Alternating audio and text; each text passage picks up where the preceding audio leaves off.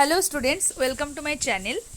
আজকে আমরা এনসিইআরটি থেকে sexual reproduction in flowering plants অর্থাৎ সপুষ্পক উদ্ভিদের যৌন জনন এই চ্যাপ্টারটি কভার করা শুরু করব। এই চ্যাপ্টারটি সাধারণত প্রচণ্ড ইম্পর্টেন্ট, সাধারণত এইচএসের জন্য এবং তার পরবর্তীকালে যে বিভিন্ন বায়োলজি রিলেটেড বা যে কম্পিটিটিভ এক্সামগুলো আছে, যেমন নিট, জেনপাস, এসএমএফডব্লিউবি বা এগ্রিকালচারের মধ্যে যে এক্সামগুলো, সেগুলোতেও কিন্তু এখান থেকে কোয়েশ্চেন আসে। তো এনসিইআরটি আমাদের অবশ্যই পড়া দরকার, কারণ এইচএসে অতটা প্রয়োজনীয়, অর্থাৎ ওয়েস্ট বেঙ্গল বোর্ডের স্টুডেন্টদের জন্য অতটা প্রয়োজনীয় না হলেও বিভিন্ন নিট বিভিন্ন কম্পিটিটিভ এক্সামগুলোতে কিন্তু এনসিইআরটি থেকে সাধারণত প্রশ্ন করা হয়। এখন এই চ্যাপ্টারটা একটু লেন্দি আছে, কারণ তোমরা দেখতে পাচ্ছ এখানে 23টা পেজ আছে এই এনসিইআরটিতে, কিন্তু অতটা যদি কভার করতে হয়, যেহেতু আমরা এখানে প্রতিটা লাইন বুঝে বুঝে পড়বো, অর্থাৎ প্রতিটা লাইন পড়বো, কোন লাইন ইম্পর্টেন্ট না সেটা আমরা দেখবো, কোন লাইন ইম্পর্টেন্ট বেশি সেটা আমরা দেখবো। তো ভিডিওটা একটু লেন্দি হতে পারে, তাই আমি এই ভিডিওটা কিছুটা এই চ্যাপ্টারটা কিছু কিছু ভিডিওতে পার্ট ওয়াইজ আমি আপলোড করব। আজকে আমি এই ভিডিওতে যে পুংকেশর বা যে অ্যাঞ্জিওস্পার্মের আন্ডারে যে মাইক্রোস্পোরোজেনেসিস, সেই জিনিসটাই আজকে আমি পড়াবো তোমাদের এবং এটাতে আপলোড করব। তোমরা সেটুকু পড়বে এবং কোনো অসুবিধা হলে এটা অবশ্যই আমাকে জানাবে কমেন্টে, আমি সাথে সাথে রিপ্লাই দেব এবং এটা পড়বে। দেন আমি এইটুকু আজকে পড়ার মধ্যে যতটুকু আমাদের পড়ার দরকার বা পড়তে হবে সেটার একটা জিস্ট বানিয়ে তোমাদের পরের ভিডিও যখন আমি আপলোড করব তার মধ্যে আমি ইনক্লুড করে দেবো, যেটাতে তোমাদের অসুবিধা না হয় যে কোনটা করবে না, যাতে তোমাদের ওটাতে টাইম নষ্ট না হয় এবং তোমরা সহজেই সেটা পড়ে এটা করতে পারবে। তো চলো ভিডিওটি শুরু করি।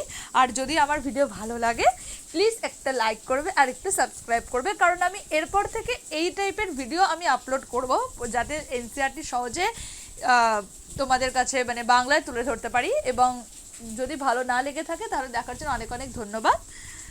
তো ঠিক আছে, সাথে থাকো এবং ভিডিওটি দেখতে থাকো।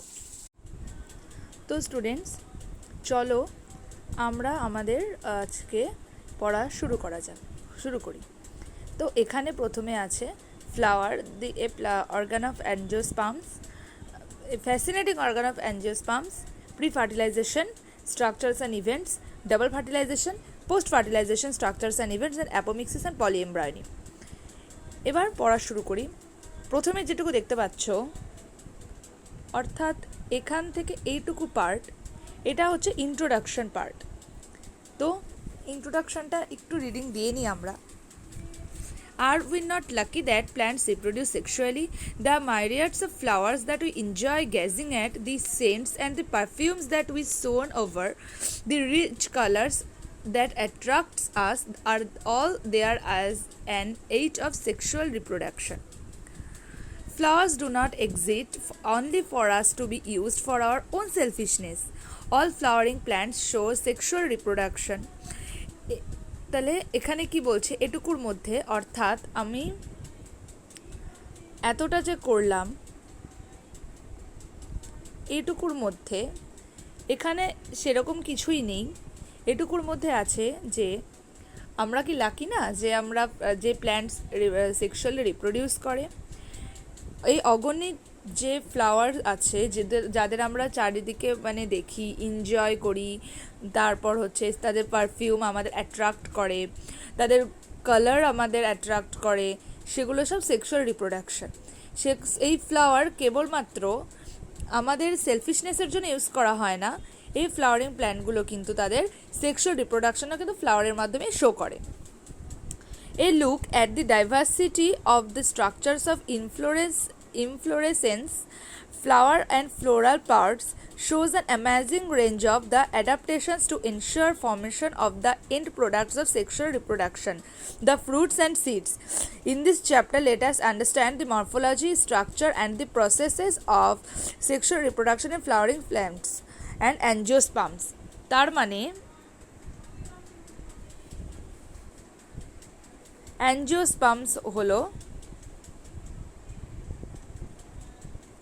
অ্যাঞ্জিওস্পার্মস হলো ফ্লাওয়ারিং প্ল্যান্ট, অর্থাৎ ফ্লাওয়ারিং প্ল্যান্টকে আমরা কি বলবো? ফ্লাওয়ারিং প্ল্যান্টকে আমরা বলবো অ্যাঞ্জিওস্পার্মস। তার মানে এখানে কিছুই নেই, এটুকুতে আছে বেসিক্যালি যে ফ্লাওয়ারিং প্ল্যান্টসের ব্যাপারে একটা ছোট্ট ইন্ট্রোডাকশন, যে ফ্লাওয়ারিং প্ল্যান্টসের ক্ষেত্রে সেক্সুয়াল রিপ্রোডাকশন হলো ফ্লাওয়ার। এই ফ্লাওয়ার আমাদের চারদিকে থাকে, এই ফ্লাওয়ার আমাদের অ্যাট্রাক্ট করে, এবং ফ্লাওয়ারিং প্ল্যান্টসের যদি আমরা ডাইভার্সিটি দেখি তাহলে এই ফ্লাওয়ারিং প্ল্যান্টসের জন্যই কিন্তু এদের এন্ড প্রোডাক্টটা হচ্ছে ফ্রুটস অ্যান্ড সিডস আমরা পাই। এখন আমরা এর যে দ্বিতীয় পার্ট আছে সেই পার্টটি আমরা কিন্তু কভার করব, অর্থাৎ পড়ব। চলো শুরু করি। এখানে আছে human beings have had an intimate relationship with flowers since time immemorial. Flowers are objects of aesthetic, ornamental, social, religious and cultural value that they have always been used as symbols for conveying important human feelings such as love, affection, happiness, grief and mourning, etc. অর্থাৎ এখানে এটুকু জায়গার মধ্যে যে দেখলে সেখানে human বিংসের সাথে ফ্লাওয়ারের relationship সে ব্যাপারে বলা আছে, একটা নর্মাল ইন্ট্রোডাকশন দেওয়া আছে। ফ্লাওয়ার যে অ্যাস্থেটিক বা অর্নামেন্টাল বা সোশ্যাল রিলিজিয়াস হিসেবে যে ইউজ করা হয় সে ব্যাপারে বলা আছে, এবং এটা যে লাভ, অ্যাফেকশন, হ্যাপিনেস, গ্রিফের ব্যাপারে যে ইম্পর্টেন্ট একটি অবজেক্ট হিসেবে কাজ করে বা অবজেক্টিভ একটা জিনিস সেটা হচ্ছে বলা আছে। এখানে তারপর একটি কাজ দিয়েছে যে at least 5 flowers of ornamental value that are commonly cultivated at homes and in gardens. Find out the names of more flowers that are used in social and cultural celebrations in your family. এখানে যে বিভিন্ন garden বা বিভিন্ন হোমে যে ornamental value হিসেবে অর্থাৎ সাজানোর জন্য যেভাবে ফ্লাওয়ারকে ইউজ করা হয়, যে সমস্ত ফ্লাওয়ারকে, অথবা যে সোশ্যাল অ্যান্ড কালচারাল সেলিব্রেশনের ক্ষেত্রে যে ফ্লাওয়ার ইউজ করা হয় সেসব ফ্লাওয়ারের কিন্তু লিস্ট বানাতে বলেছে। Have you heard of floriculture? What it referred to? এখানে ফ্লোরিকালচার যে ফুলের যে কালচার করা হয় বা ফুলের যে চাষ করা হয় সেটাকে বলা হয় ফ্লোরিকালচার। এইটুকু যে পড়লাম, অর্থাৎ এইটুকু অবধি এখানে সম্পূর্ণ যেটা দেখতে পাচ্ছ এটুকু হচ্ছে ফ্লাওয়ারের সাথে মানুষের কী কী রিলেশন বা কীভাবে ইউজ করা হয় বেসিক্যালি সেটুকু দেওয়া আছে। এবং এই বাকিটুকু পার্টে এখানে আছে ওই বায়োলজিস্টের কাছে বা ফ্লাওয়ার কী। To biologists, flowers are morphological and embryological marvels, the sites of the sexual reproduction. Sexual reproduction একটি পার্ট হিসেবে হচ্ছে flower. In class 11 you have read the various parts of flower. Various part হিসেবে আমরা class 11-এ পড়েছি, যেটা কিনা আমরা আগে 12-এরটা কভার করে দেন আমরা 11টা স্টার্ট করব। Figure 2.1 will help you to recall the part of a typical flower. অর্থাৎ এই যে ছবিটা দেখতে পাচ্ছ, এই ছবিটা কিন্তু একটা টিপিক্যাল ফ্লাওয়ারের হচ্ছে ছবি। এখানে যে যে ফ্লাওয়ারগুলো পার্টগুলো আছে সেটা হচ্ছে ovary, সেপাল, filament, petal, another, stigma, style. এইগুলো একটা টিপিক্যাল ফ্লাওয়ারের উদাহরণ, পার্ট। ওভারি বলা চলে গর্ভাশয় মানে ওভারি, দেন সেপাল মানে বৃত্তাংশ, ফিলামেন্ট মানে পুংদণ্ড, স্ট্যামেন মানে পুংকেশর, অ্যান্থার পরাগধানী, পুংদণ্ড হচ্ছে ফিলামেন্ট। এটা হচ্ছে একটা টিপিক্যাল ফ্লাওয়ারের উদাহরণ, টিপিক্যাল ফ্লাওয়ারের পার্ট। এখানে আছে can you name the two part in a flower in which the two most important units of sexual reproduction develop. Sexual রিপ্রোডাকশনের যে দুটো ইম্পর্টেন্ট ইউনিট আছে সেগুলো কোন ফ্লাওয়ারে হয় সেগুলো জিজ্ঞাসা করেছে। সেগুলো কিন্তু বেসিক্যালি হচ্ছে এই গাইনোসিয়াম অর্থাৎ স্ত্রীস্তবক এবং অ্যান্ড্রোয়েশিয়াম অর্থাৎ পুংস্তবক এটাতেই হয়। এটা আমরা ধীরে ধীরে জানতে পারবো। এবার আমরা pre fertilization structures and events এগুলো পড়ব। প্রি ফার্টিলাইজেশন অর্থাৎ যেহেতু ফার্টিলাইজেশনটা ফুলে হচ্ছে, তো ফার্টিলাইজেশনের আগে যে বেসিক স্ট্রাকচার এবং বেসিক ঘটনাগুলো সেটা এবার এটাতে আছে। Much before the actual flower is seen on a plant, the decision that the plant is going to flower has taken place. তাহলে একটা আসল ফ্লাওয়ার যখন প্ল্যান্ট আমরা দেখব সেটা দেখার আগে কোথায় ফ্লাওয়ারটা হবে, কি করে প্ল্যান্টের ওপর ফ্লাওয়ারটা কোন পজিশনে বসবে সেটা আগে ঠিক করা হয় মানে বেসিক্যালি ওটা মানে ফ্লাওয়ার প্ল্যান্টে ঠিক থাকে, মানে একটা নির্দিষ্ট জায়গায় যেখানে সেখানে ফ্লাওয়ার যেরকম সেরকম গঠনে তো হবে না, একটা নির্দিষ্ট জায়গায় থাকে। Several hormonal and structural changes are initiated which lead to the differentiation and further development of the floral primordium অর্থাৎ ফুল যে ফুল কোথায় থাকবে, ফুল কি করে বড় হবে বা কোথায় হবে, ফুলের যে তৈরির যে প্রসেসটা সেটা, তো সেটার জন্য অনেক কিছু সেভারাল মানে হরমোনাল এবং হচ্ছে স্ট্রাকচারাল চেঞ্জেস হয়। এবার inflorescences are formed which bear the floral buds and then the flowers. Inflorescences যেভাবে হয় মানে সেটা হচ্ছে ফ্লোরাল বার্ডস অর্থাৎ কুড়ি এবং হচ্ছে দেন ফ্লাওয়ারটাকে বহন করে, মানে ফুলের যে প্রসেসটা, ফুল কি করে হবে, গোটা সেন্সটাকে বলা হয় ইনফ্লোরেন্সেস। আচ্ছা, in the flower the male and female reproductive structures the androecium and gynoecium differentiate and develop. ফ্লাওয়ারের মধ্যে মেল রিপ্রোডাক্টিভ পার্ট কি অ্যান্ড্রোয়েশিয়াম অ্যান্ড ফিমেল রিপ্রোডাক্টিভ পার্ট হচ্ছে গাইনোশিয়াম, সেটা কিন্তু ডিফারেন্সিয়েট করে এবং হচ্ছে ডেভেলপ করে। We would recollect that the androecium consist of a whorl of stamens, whorl of stamen অর্থাৎ পুংকেশর বহন করে, পুংকেশর বহন যে আছে পুংকেশর বহন করে, যেটা হচ্ছে তোর মানে তোমাদের হচ্ছে অ্যান্ড্রোয়েশিয়াম কনসিস্ট মানে অ্যান্ড্রোয়েশিয়াম কনসিস্ট করে হচ্ছে স্ট্যামেন বা পুংকেশর, যেটা মেল রিপ্রোডাক্টিভ অর্গান এবং হচ্ছে গাইনোশিয়াম রিপ্রেজেন্ট করে হচ্ছে ফিমেল রিপ্রোডাক্টিভ অর্গান। তার মানে কি এখানে ব্যাপারটা, এই যে আমাদের যে সপুষ্পক উদ্ভিদগুলো আছে সেখানে যে অঙ্গজ মুকুল হয় সেটার জন্য প্রথমে পুষ্পমুকুলে রূপান্তরিত হতে হবে। পুষ্পমুকুলে ফ্লোরাল প্রাইমর্ডিয়া হচ্ছে চ্যাপ্টার স্ফীত অংশ, সেটাই পরবর্তীকালে পুষ্পদণ্ড গঠিত হয় এবং সেটাই কিন্তু ফুল ধারণ করে। অর্থাৎ বিভিন্ন যে স্তবকগুলো হয় ফুল এবং বিভিন্ন তার যে বিভিন্ন পার্ট, যেমন হচ্ছে দলমণ্ডল বা পাপড়ি বলো, তারপর মানে পেটাল, ফিলামেন্ট, অ্যান্থার ইংলিশে বললে, স্টিগমা, এগুলো কিন্তু ফ্লোরাল প্রাইমর্ডিয়া থেকে পরিস্ফুরণের মাধ্যমেই কিন্তু হয়। তো এবার আমরা এটাতে আসি, এটুকু হলো। এবার হচ্ছে স্ট্যামেন এবং হচ্ছে মাইক্রোস্পোরাঞ্জিয়াম অ্যান্ড পোলেন গ্রেইন। স্ট্যামেন যেটা, স্ট্যামেনের বাংলা নাম হচ্ছে পুংকেশর। পুংকেশরটা কি, এটি হলো ফুলের পুংস্তবকের একটি গঠনগত একক। এই পুংকেশরগুলো কিসে থাকে, পুংকেশরগুলো হচ্ছে পুষ্পাক্ষ থাকে, পুষ্পক্ষের ওপর চক্রাকারে মানে মানে চক্রের মতো করে কি সাজানো থাকে। এবার এখানে বলেছে দেখো, the two parts of a typical stamen, যে একটা স্ট্যামেনের যে দুটো পার্ট আছে সেগুলো কি কি, long and slender stalk called filament, এটা লম্বা এবং সরু যে পার্ট থাকে সেটাকে বলা হয় ফিলামেন্ট, এবং টার্মিনাল অর্থাৎ প্রান্তীয় জেনারেলি বাইলোবড স্ট্রাকচার কল্ড অ্যান্থার। অ্যান্থারটা কি হয়, এক সাইডে হয় এবং হচ্ছে এটা হচ্ছে বাইলোবড হয়। The proximal end of the filament is attached to the thalamus or the petal of a flower. তাহলে প্রক্সিমাল এন্ড ফিলামেন্টের যে আর একটা যে পার্ট থাকলো, ফিলামেন্টের আর একটা পার্ট কোথায় থাকবে, সেটা হচ্ছে থ্যালামাস অথবা তোমার হচ্ছে পেটালের সাথে কিন্তু অ্যাটাচ থাকবে। এবং the number of stamen are variable in flowers and different species, এটা ডিফারেন্ট স্পিসিস ভ্যারি করে। আচ্ছা, এবার if you were collect a stamen from 10 flowers and arrange them on a slide, you would be able to appreciate the large variation in size seen in nature.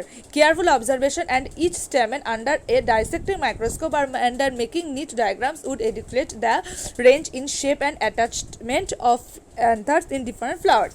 প্রথমটুকু অর্থাৎ মানে লাস্টের দিকে কিছু নেই সেরকম, সেখানে আছে কি যে তুমি যদি 10 রকমের আলাদা আলাদা ডিফারেন্ট স্পিসিসের থেকে ফুল দাও, আর সেখান থেকে তুমি যদি ওই ফিলামেন্ট বা স্ট্যামেন যদি কালেক্ট করো, তো সেটা থেকে যদি পরপর একটা মাইক্রোস্কোপের উপর রাখো, তাহলে তুমি বিভিন্ন যে ডিফারেন্সগুলো থাকে অর্থাৎ লেন্থের যে ভ্যারিয়েশনটা বোঝা যাবে। তো বেসিক্যালি ফার্স্ট পার্টের থেকে প্রথম দিকে যেটুকু পার্ট আছে সেটুকু কিন্তু বেসিক্যালি ইম্পর্টেন্ট।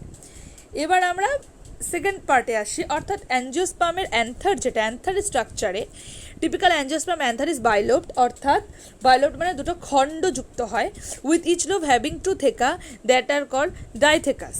অর্থাৎ টিপিক্যাল অ্যাঞ্জিওস্পার্মের দুটো থেকা থাকে বলে দিয়েছে, সেটা হচ্ছে তার জন্য এটাকে ডাইথেকাস বলা হয়। এবার অফান এ লঙ্গিটিউডনাল গ্রুপ, এই যে ফিগার 2.2b, অর্থাৎ এই যে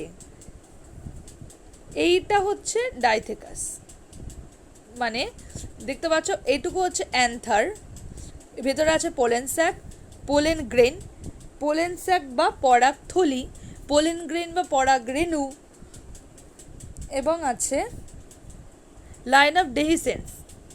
আচ্ছা, এবং এখানে দুটো থেকা আছে, দুটো থেকা বলতে এই যে বড় বড় দুটো খণ্ড আছে, এই একটা খণ্ড, এই একটা খণ্ড, এই একটা খণ্ড, এই জন্য এটাকে ডাইথেকাস বলা হয়। এর মধ্যে কিন্তু পরাগথলি এবং যে রেণুগুলো সেগুলো থাকে। Often a longitudinal groove runs along edge lengthwise separation into the theca অনেক সময় থেকার মাঝখান দিয়ে কাটা থাকে। Let us understand the various types of tissues and their organization in the transverse section of an anther.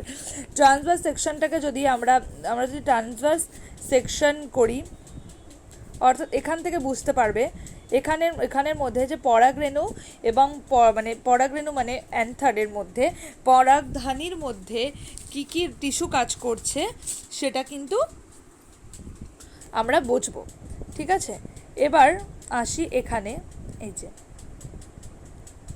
let us consider the bilobed nature of an anther is very distinct in the transverse section of an anther. The anther is four-sided tetragonal চারটি দিক হয় structure consisting of 4 microsporangia located at the corners, 2 in each lobe. তাহলে কি মাইক্রোস্পোরাঞ্জিয়াতে পুংরেণুস্থলী থাকে। পুংরেণুস্থলীতে কোথায় থাকে? পুংরেণুস্থলী দুটো মানে চারটে পরাগ মানে চারদিকে চারটে মানে পরাগ রেণুস্থলী থাকে এবং এটা হচ্ছে ফোর সাইডেড হয় এবং দুটা ইচ লোব, মানে আমরা একটু আগে বললাম যেটা বাইলোবড হয়, এক একটা লোবে বা এক একটা খণ্ডে কিন্তু দুটা করে পুং রেণুস্থলী থাকছে, টোটাল চারটে থাকে। The microsporangia develop further and become pollen sac, অর্থাৎ মাইক্রোস্পোরেঞ্জিয়া বা হচ্ছে পুংরেণুস্থলীটাই কিন্তু পরবর্তীকালে পোলেন স্যাক বা পরাগথলিতে কনভার্ট হয়।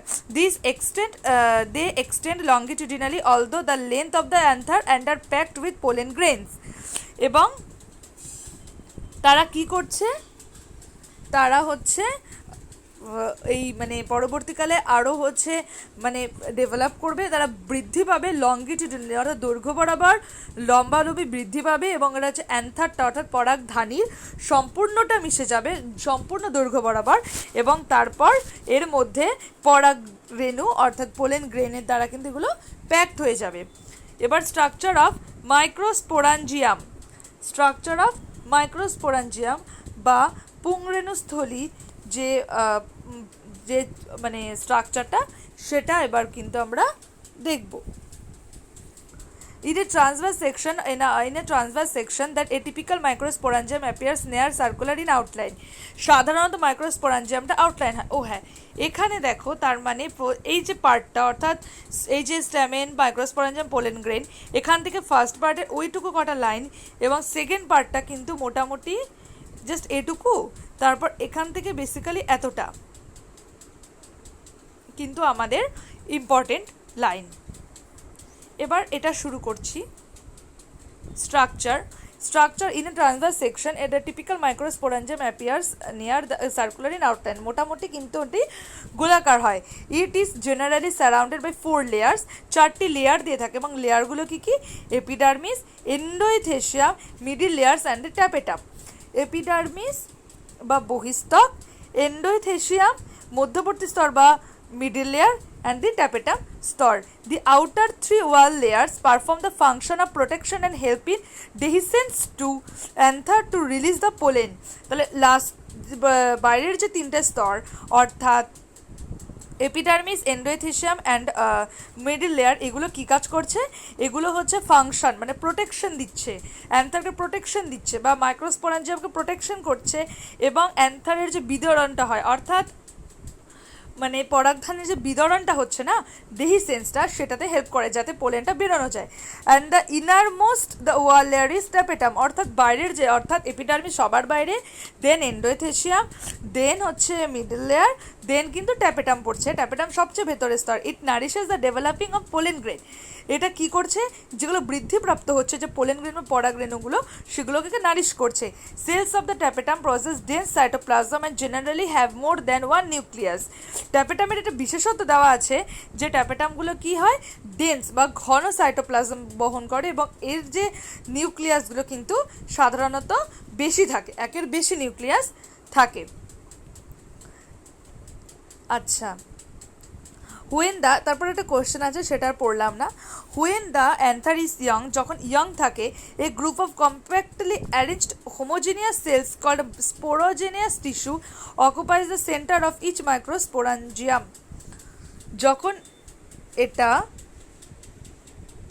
যখন এটি অ্যান্থারটা বা পরাগধানীটা সাধারণত ইয়ং থাকে বা প্রথম দিকটায় কি হয়, কম্প্যাক্টলি অ্যারেঞ্জ অর্থাৎ সংঘবদ্ধভাবে সুসজ্জিত হোমোজিনিয়াস সমগোত্রীয় সেল, কিছু সেল, স্পোরোজিনিয়াস টিস্যু, যে এটার যে মাইক্রোস্পোরাঞ্জিয়ামের যে সেন্টারটা সেটা কিন্তু অকুপাই করে।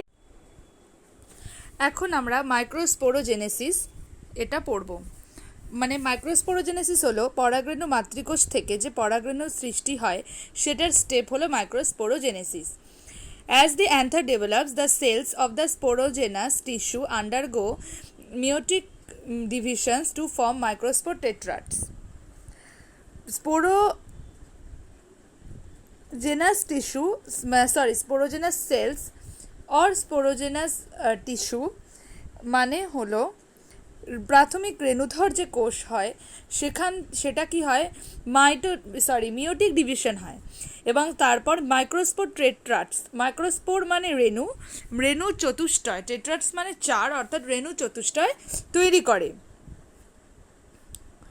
As the cell of the sporogenous tissue is capable of giving rise to a microspore tetrad, একটা সেল মানে স্পোরোজেনাস যে টিস্যুর মধ্যে তো অ্যাকচুয়ালি কতগুলো সেল মিলে তো একটা টিস্যু তৈরি হয়। তো স্পোরোজেনাস টিস্যুর যে প্রতিটা সেল কি করে, চারটে মানে বলতে গেলে 4টে মাইক্রোস্পোর অথবা একটা মাইক্রোস্পোর টেট্রাড প্রডিউস করে। মানে টিস্যুর যে এক একটা সেল, সেই সেল থেকে এক একটা করে রেণু চতুষ্টয় তৈরি হয়। Each one is potential pollen or microspore mother cell. এই যে রেণু চতুষ্টয় যেগুলো পাচ্ছি আমরা, সেটা কি পোটেনশিয়াল পোলেন আর মাইক্রোস্পোর মাদার সেল অর্থাৎ রেণু মাতৃকোষ। The process of formation of microspores form a pollen mother cell অর্থাৎ PMC through meiosis is called microsporogenesis। যেটা বললাম মানে মাইক্রোস্পোরোজেনেসিসটা কি, রেণু মাতৃকোষ থেকে যে রেণুটা তৈরি হচ্ছে সেটার প্রসেস হচ্ছে microsporogenesis. The microsporogenesis the microspores as they are formed are arranged in a cluster of 4 cells, the microspore tetrad। এই যে এটা হচ্ছে মাইক্রোস্পোর টেট্রাড। মানে দেখো এখানে হচ্ছে রেণু চতুষ্টয় বলেছে, মানে 4টে দিক আছে। এবং দ্বিতীয় যেটা আছে এনলার্জড ভিউ অফ মাইক্রোস্পোরাঞ্জিয়াম, যে মাইক্রোস্পোরাঞ্জিয়াম বা পুংরেণুস্থলী যেটা, সেটার ঘটনা দেওয়া আছে। মানে যেটা আমরা একটু আগে পড়লাম যে এপিডার্মিস, তারপর এন্ডোথেশিয়াম, মিডল লেয়ার, তারপর হচ্ছে মাইক্রোস্পোর মাদার সেল, হচ্ছে এইগুলো, এই যে ভেতরেরগুলো মাইক্রোস্পোর মাদার সেল, অ্যান্ড হচ্ছে ট্যাপেটাম ভেতর থাকে সেটা, যেটা কিনা নারিশমেন্টে হেল্প করে। আচ্ছা, এবার আসি পরে এই যে as the anthers mature and dehydrate, যত কিনা অ্যান্থার যত দিনে দিনে ম্যাচিওর হবে বা পরাগধানী যত পরিণত হবে এবং ডিহাইড্রেট অর্থাৎ জল ছেড়ে দেবে, the microspore dissociated from each other and develop into pollen grains. তখন কি হবে, এই মাইক্রোস্পোরগুলো বা পরাগরেণুগুলো কি হবে, একে অপরের থেকে দূরে চলে যাবে এবং পোলেন গ্রেইন তৈরি করবে। মাইক্রোস্পোর অথবা পোলেন গ্রেইন মোটামুটি একই।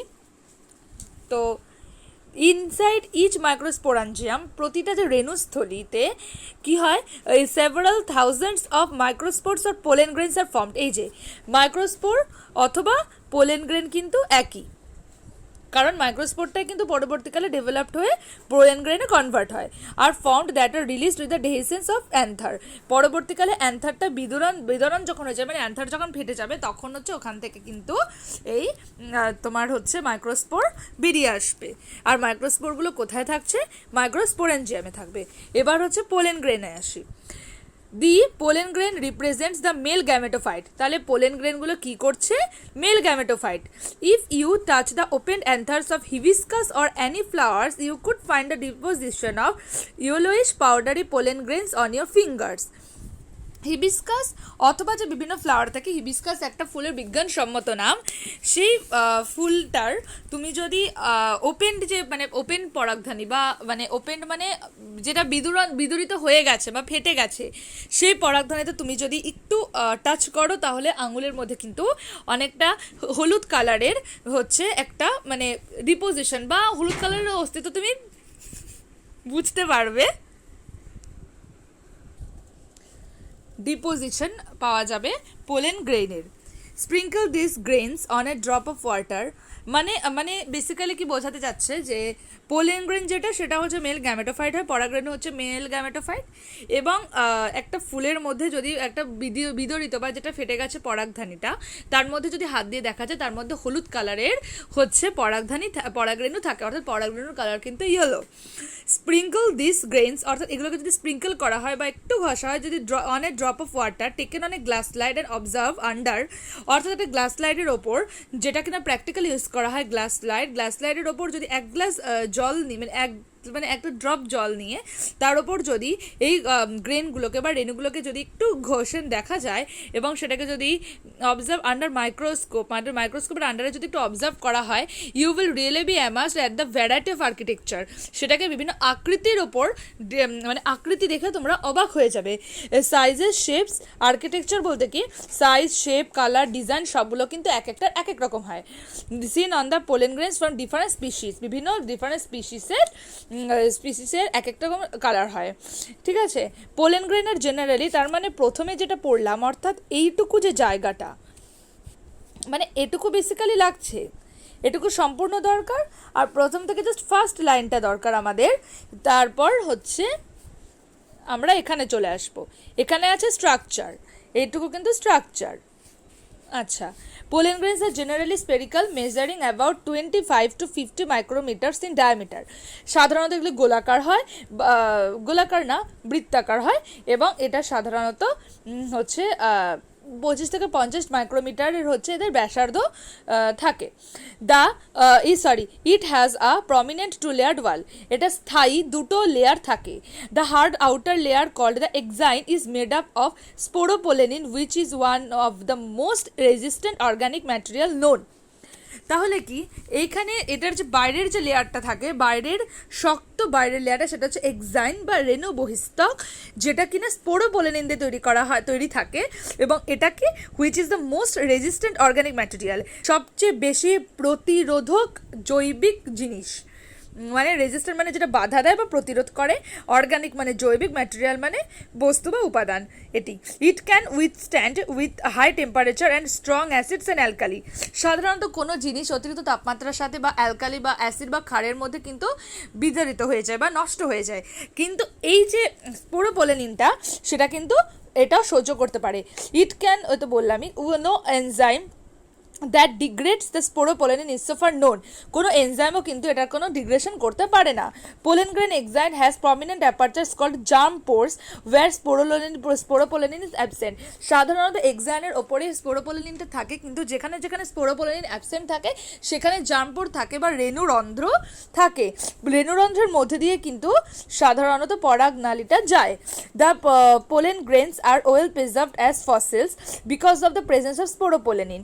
এই যে পোলেন গ্রেন যেটা থাকে, ফসিল যেরকম কি হয় যে পাহাড়ের গায়ে যে ফসিলগুলো পাই সেটা কিন্তু প্রচণ্ড বড় প্রিজার্ভ থাকে, অনেক খোদাই করে সেটা বের করা যায়, সেই রকম স্পোরোপোলেনিনের জন্যই কিন্তু যদি স্পোরোপোলেনিন সম্পূর্ণভাবে প্রোটেক্ট করে, রেণু বহিস্তকটাকে ধরে রাখে, সেজন্য এর মধ্যে যে পোলেন গ্রেন বা পরাগ রেণুগুলো আছে সেগুলোও কিন্তু খুব ভালোভাবে থাকে। The exine exhibits A fascinating array of patterns and designs. Exine একটা সুন্দর আকর্ষণীয় প্যাটার্ন এবং ডিজাইনের উপরে থাকে। আচ্ছা, এখানে একটা যে কোয়েশ্চেন দিয়েছে, why do you think the exine should be hard, কেন এটা হার্ড করা হয়, এক্সাইনটা কেন হার্ড হওয়া উচিত, মানে হার্ড তো হয় স্পোরোপোলেনিনের জন্য, কিন্তু এটা কেন করা হয় যাতে মানে রেণু বহিস্তকের মধ্যে পরাগ রেণুগুলো থাকে সেগুলো কিন্তু সংরক্ষিত যাতে ভালো থাকে। What is the function of germ pore, germ pore বা রেণুরন্ধ্রের কাজ কি, যখন অ্যান্থারটা বিদরিত হচ্ছে তখন রেণুরন্ধ্র দিয়েই তো যাবে, রেণুরন্ধ্র দিয়েই তখন হচ্ছে পরাগনালীটা পাস হয় এবং তার মধ্যে দিয়ে কিন্তু পরাগ রেণুটা যায়। The inner wall of the pollen grain is called intine, এটার যে ইনার ওয়ালটা সেটাকে বলা ইনটাইম বা রেণু অন্তস্তক, আর বাইরেরটাকে এক্সাইন বা রেণু বহিস্তক বলা হয়।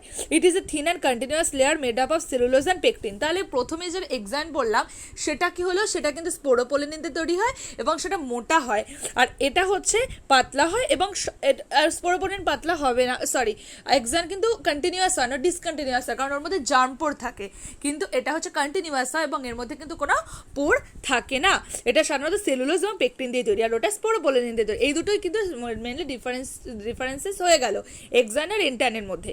তোমাদের যদি মনে রাখতে অসুবিধা হয় তোমরা কিন্তু এক্সান আর ইন্টার্ন এভাবে কম্পেয়ার করে মনে রাখতে পারো।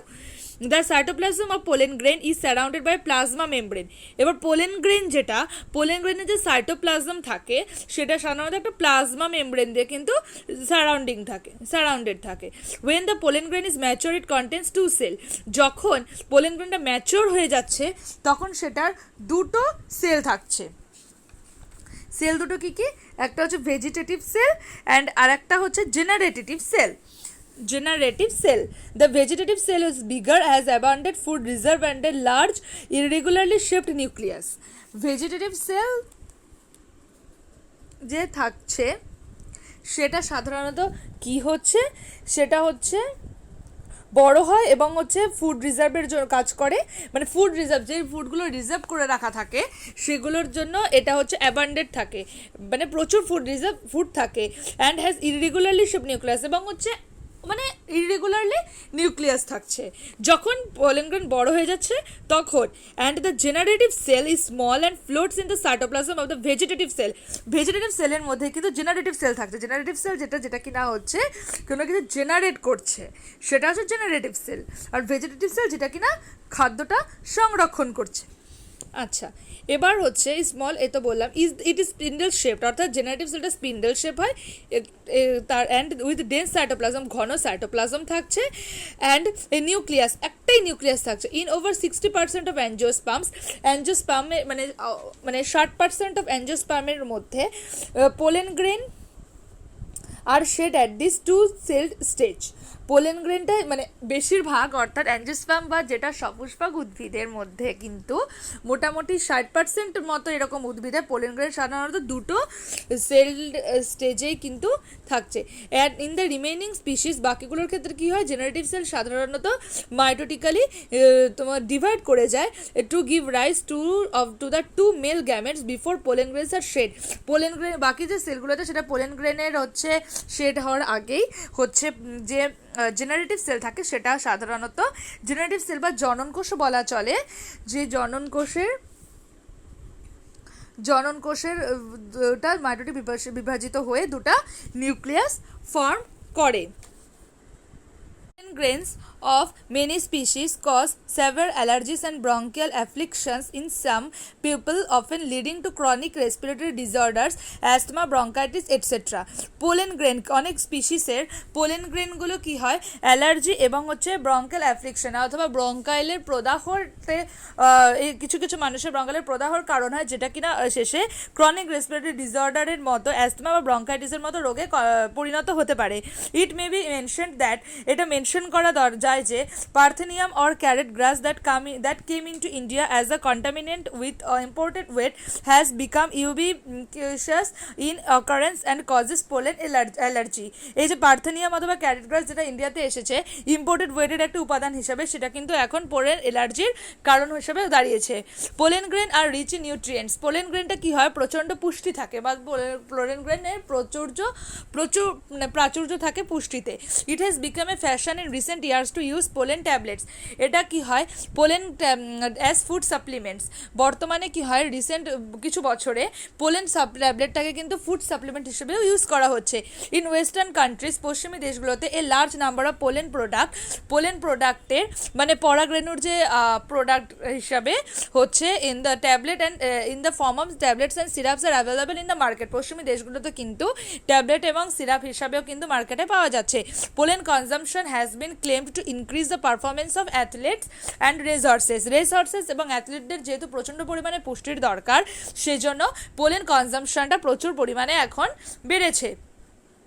when once they are shed, যখন এটা তারা শেড হয় অর্থাৎ যখন এটা মুক্ত হয়, the pollen grains have to land on the stigma before they lose the viability if they have to bring about fertilisation.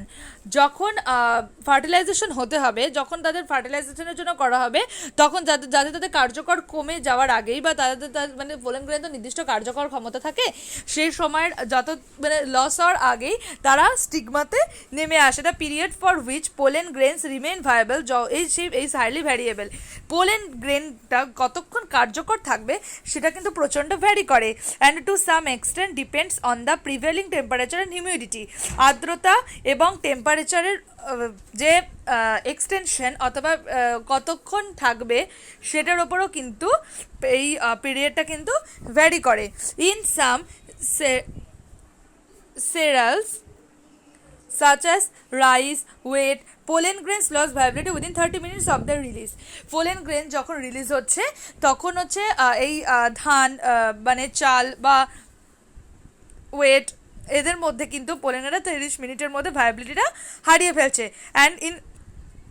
And in some members of roses, leguminosae and solanaceae, they maintain viability for months. তারা কিন্তু এই সমস্ত উদ্ভিদের ক্ষেত্রে মাস মানে 1 মাস অবধি প্রায় এই ভায়াবিলিটি থাকছে।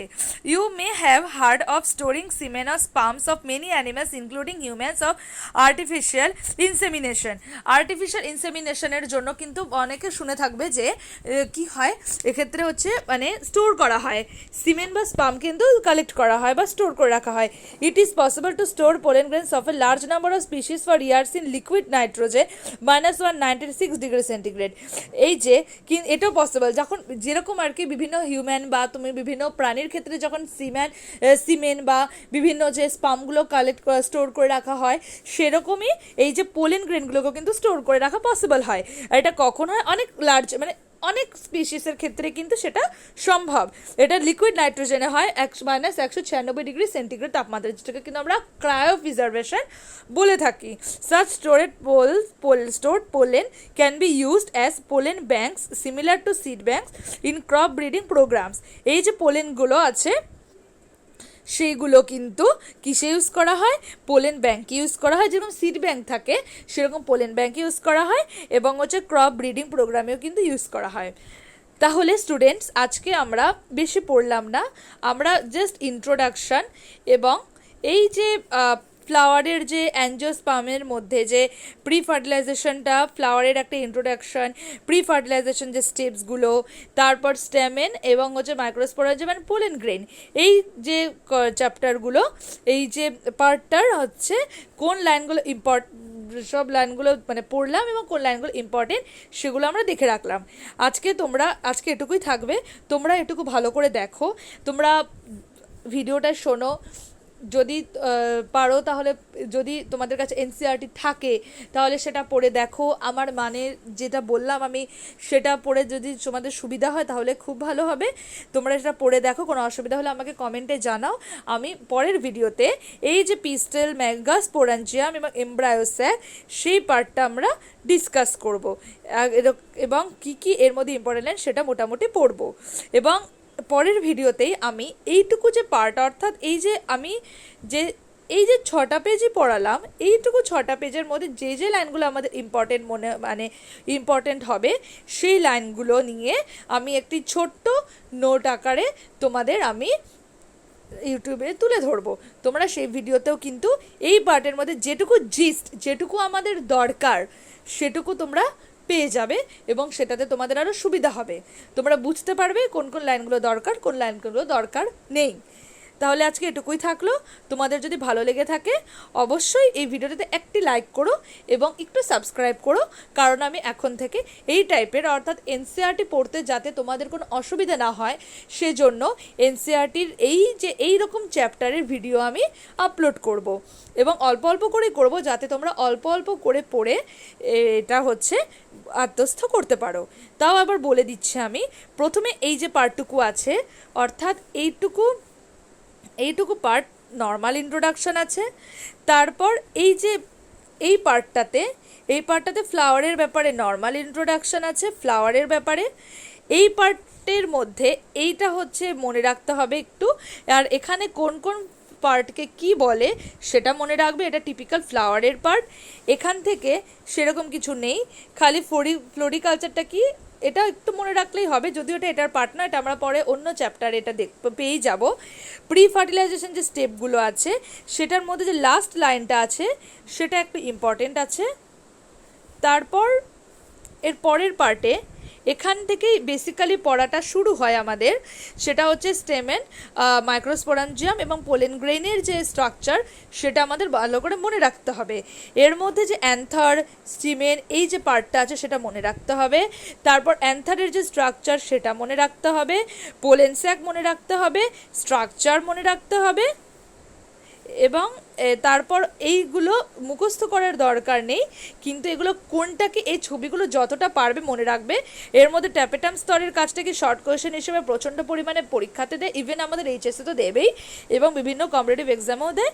এবং হচ্ছে তারপর আসছে হচ্ছে এই যে মাইক্রোস্পোরোজেনেসিসটা কি, এটা মনে রাখবে।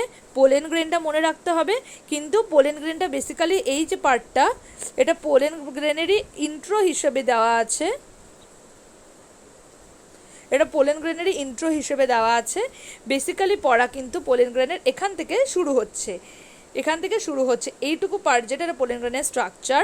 তার মধ্যে তোমরা এই দুটো কোয়েশ্চেন বাদ দেবে, যদি এই কোয়েশ্চেন দুটো কিন্তু আমি বলেই দিয়েছি কেন হার্ড হয় অথবা জার্নপোরের কাজ কি এগুলো বলে দিয়েছি। পোলেন গ্রেনের কিছুটা প্রবলেম লাইক এই যে ডিজিজগুলো দেওয়া আছে, এই যে অ্যাস্তমা, ব্রঙ্কাইটিস এগুলো, অথবা পার্থেনিয়াম কি কিসে করছে, হ্যাঁ পোলেন অ্যালার্জি, পার্থেনিয়াম দিয়ে দিতে পারে কোয়েশ্চেনে পরীক্ষাতে যে পার্থেনিয়াম সেটা হচ্ছে কোন ডিজিজটা হচ্ছে, সেটা কিন্তু আসতেই পারে। এবং হ্যাঁ অবশ্যই এই যে পার্টটা enlarge view of pollen grain tetrad এটা একটু মনে রাখবে। এই যে পার্টটা এটা আমার দেখানো হয়নি, এটা মিস হয়ে গেছে, এটা হচ্ছে পোলেন গ্রেনের টেট্রাট।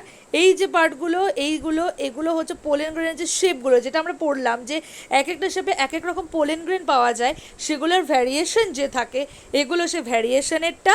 এবং এগুলো কি বলেছে microspore maturing into a pollen grain, microspore থেকে যে কিভাবে পোলেন গ্রেনটা হয়। আমি তো বেসিক্যালি বলে মাইক্রোস্পোরের পোলেন গ্রেন, কারণ দুটো একই, একটা থেকে তো আরেকটা কনভার্ট তো হয়, সেই জিনিসটাই এটা। এই যেটা ভেজিটেটিভ সেল, এটা ভেজিটেটিভ সেল, আর এটা হচ্ছে জেনারেটিভ সেল। বেশিরভাগ কিন্তু জেনারেটিভ সেলই থাকে এবং কিছু কিছু ক্ষেত্রে এটা কিন্তু আবার ডিভিশনও করে যায়। আচ্ছা, এরপরের পার্ট যেটা সেটা হচ্ছে পোলেন গ্রেনের আরও একটু কিছু আছে, সেটা হচ্ছে পোলেন গ্রেন কি কাজে লাগছে, এবং লাস্ট যেটা আছে সেটা হচ্ছে পোলেন গ্রেন প্রিজার্ভেশন হিসাবে। তো আজকে এটুকুই থাকলো, এটুকু তোমরা ভালো করে দেখো, বাড়িতে পড়ো, কোনো অসুবিধা হলে অবশ্যই কমেন্ট করবে, আমি অবশ্যই তোমাদের জানিয়ে দেবো। এবং যদি ভালো লেগে থাকে প্লিজ একটা লাইক করে দিও এবং সাবস্ক্রাইব করে দিও। আর যদি একান্তই ভালো না লেগে থাকে তাহলে দেখার জন্য অনেক অনেক ধন্যবাদ।